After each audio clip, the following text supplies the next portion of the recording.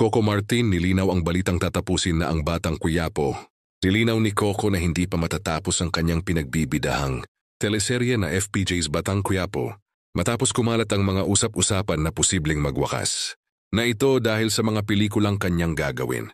Sa isang video clip na ibinahagi sa Instagram account ng aktor, maririnig mismo si Coco na tinanong kung dapat na bang kabahan ang mga fans dahil baka matapos na ang palabas. Ngumiti si Coco at sinabing, "It's not yet finished because more works." Patunay na tuloy pa rin ang kanilang serye. Yun sa aktor-direktor. Marami pa silang trabaho at eksenang kailangang gawin kaya't dapat abangan pa ng mga manunood ang mga susunod na kaganapan sa Batang Quiapo.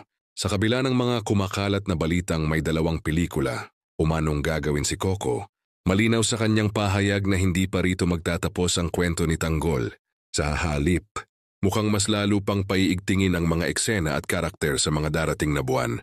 Mula nang umere noong 2023, patuloy na nangunguna ang FPJ's Batang Quiapo sa ratings at trending topics, dahilan upang manatili ito bilang isa sa mga pinakaabangan gabi-gabi